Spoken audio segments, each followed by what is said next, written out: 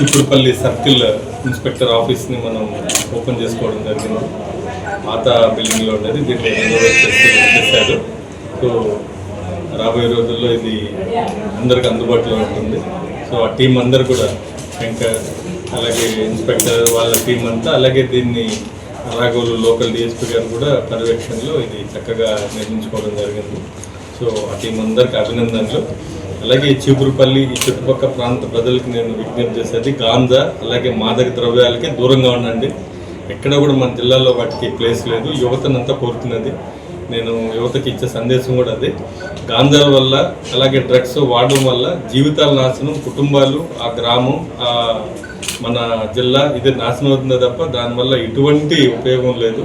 వ్యక్తిగతంగా వాళ్ళు లాస్ అవుతారు, అలాగే జైలుకి పోవాల్సి ఉంటుంది, వాళ్ళకి ఎటువంటి భవిష్యత్తు ఉండదు.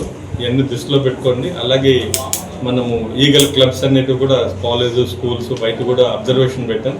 ఎవరన్నా గాంజా వాడుతున్నా, దాన్ని తరలిస్తున్నా మా దృష్టికి తీసుకున్నాండి.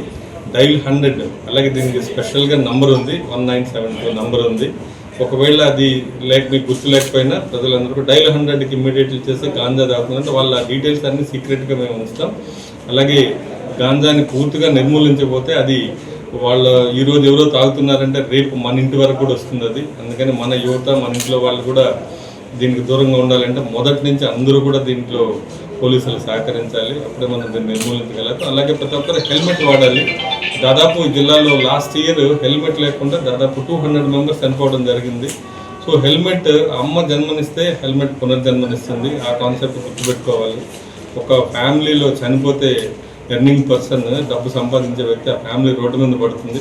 అలాగే అలా జరగకుండా ఉండాలి, ఆ ఫ్యామిలీ చక్కగా ఉండాలి అంటే ఒక చిన్న హెల్మెట్ వాడితే చిన్న యాక్సిడెంట్ అయినా చిన్న చిన్న దెబ్బలతో బయటపడే అవకాశం ఉంటుంది. ఆ ఫ్యామిలీని మనం కాపాడుకోవచ్చు. దీనికి అందరూ కూడా తెలుసుకోవాలి. అలాగే సైబర్ క్రైమ్, వాట్సాప్లో మీకు అరెస్ట్ చేస్తామని చెప్పి కొంతమంది పోలీసులు, జడ్జెస్, హైకోర్టు, సుప్రీంకోర్టు ఆర్డర్స్ అన్నీ వస్తుంటాయి. ముఖ్యంగా రిటైర్డ్ అయినటువంటి పీపుల్ ఎవరున్నారో వాళ్ళకి ఎక్కువగా వస్తున్నాయి. వాళ్ళు ఫ్యామిలీ మీద భయంతో వాళ్ళు ఈ అమౌంట్ దాదాపు లక్షలాది రూపాయలు భయపడి అరెస్ట్ చేస్తారు.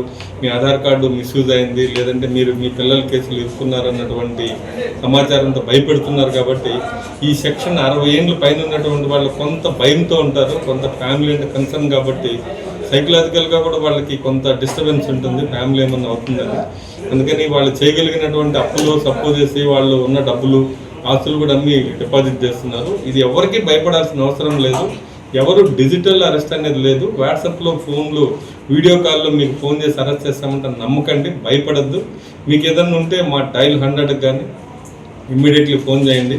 మీ డబ్బులు ఎవరన్నా కట్టించుకున్న 1930 టోల్ ఫ్రీ నెంబర్ ఉంది. ఇమ్మీడియట్లీ మీరు ఈ సైబర్ క్రైమ్ గురయ్యారు అంటే దానికి ఇన్ఫామ్ చేస్తే ఇమ్మీడియట్లీ మీరు బ్యాంకులకు వెళ్ళి కట్టడము, లక్షలాది రూపాయలు, అలాగే వేరే వాళ్ళ దగ్గర అప్పు చేసి కట్టడము, బ్యాంకులకు వెళ్ళి ఇవన్నీ కూడా మీరు ఒకవేళ గుర్తిస్తే ఇమ్మీడియట్లీ 1930 ఫోన్ చేయండి, లేదా డైల్ 100 ఫోన్ చేయండి. మేము గైడ్ చేస్తాం. దాన్ని ఇమ్మీడియట్లీ మీరు ఏదైనా అమౌంట్ కట్టుంటే దాన్ని ఫ్రీజ్ చేసే విధంగా మనం చర్యలు తీసుకుంటే ఎవరో భయపడాల్సిన అవసరం ఉంటుంది.